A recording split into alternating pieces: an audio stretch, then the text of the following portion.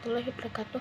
Perkenalkan, saya Marat Salika, asal saya dari Sulawesi Tengah, prodi ilmu komunikasi. Di sini saya akan menceritakan tentang Timunas. Pada suatu hari, di sebuah desa di daerah Jawa Tengah, ada seorang janda paruh baya yang tinggal sendirian. Wanita tua ini bernama Mbok Srini. Suaminya sudah meninggal sejak lama dan ia tidak memiliki anak. Mbok Srini menghabiskan hari-harinya seorang diri dan setiap harinya ia merasa bosan serta jenuh karena ia tidak memiliki seorang untuk menemaninya. Mbok Srini sejak dulu sangat ingin punya anak. Namun, impiannya yang satu ini memang tidak pernah bisa terwujud.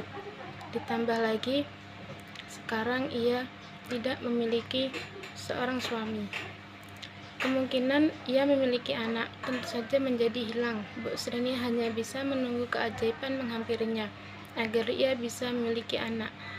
Mbok Srini selalu berdoa pada Tuhan tiap pagi, siang, dan malam hari agar Tuhan bisa melihatnya dan mengkaruniakan Mbok Srini seorang anak. Lalu pada suatu malam, Mbok Srini memimpikan seorang raksasa yang menyuruhnya pergi mengambil sebuah bungkusan di bawah pohon besar di hutan tempat biasanya ia mencari kayu bakar saat ia terbangun di pagi hari. Tentu saja Mbok Srini merasa kebingungan arti mimpi itu. Dengan berbagai keraguan dan rasa penasaran di benaknya, Mbok Srini tetap berjalan ke hutan dan mengikuti perasaannya. Saat ia tiba di hutan, ia mencari bungkusan yang berada di bawah pohon besar, seperti yang ada di mimpinya semalam. Sebenarnya, Mbok Srini berharap bungkusan yang hendak ia temukan ini berisi bayi. Tapi yang justru ia temukan hanyalah sebutir biji timun. Hatinya pun kecewa. Dan merasa sedih. Tiba-tiba ada seorang raksasa yang menghampirinya sambil tertawa terbahak-bahak. "Apa maksudmu memberikanku sebutir biji timun?" tanya Mbok Srini seraya berteriak, tapi tetap menahan emosinya saat Mbok Srini memperhatikan raksasa itu.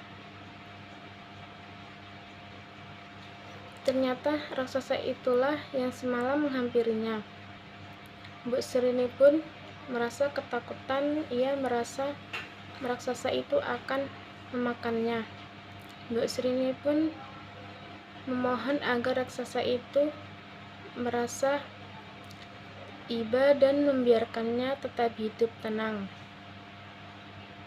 "Jangan takut, aku tidak akan memakanmu, wanita tua," ucap raksasa itu. Ternyata raksasa ini meminta Mbok Srini menanam biji timun yang ia berikan.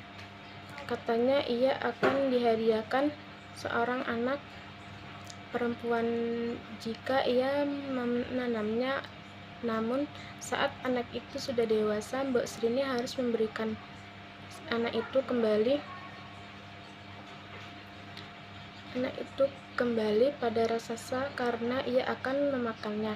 Karena Mbok Srini sangat menginginkannya seorang anak, ia menyetujui perjanjian itu.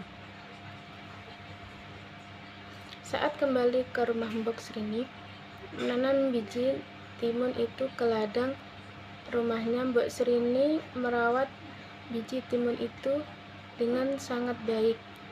Tiap harinya. 2 bulan kemudian, tanaman itu pun mulai berubah, dan tanaman timun itu hanya berbuah satu. Semakin hari, buah timun spesial ini menjadi semakin besar, lebih besar dari buah timun pada umumnya. Warnanya pun menunjukkan warna kuning keemasan, terlihat cantik.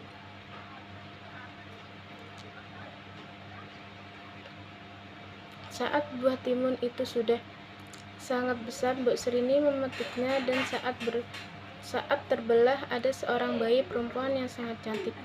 Mbok Serini sangat bahagia mendengar suara tangisan bayi itu. Ia pun memberikan nama Timun Mas. Merasa sangat senang sehingga ia lupa bahwa ia pernah membuat janji kepada raksasa ia akan memberikan bayi ini padanya suatu hari nanti. Sekian cerita tentang saya. Apabila ada salah kata, mohon maaf. Assalamualaikum warahmatullahi wabarakatuh.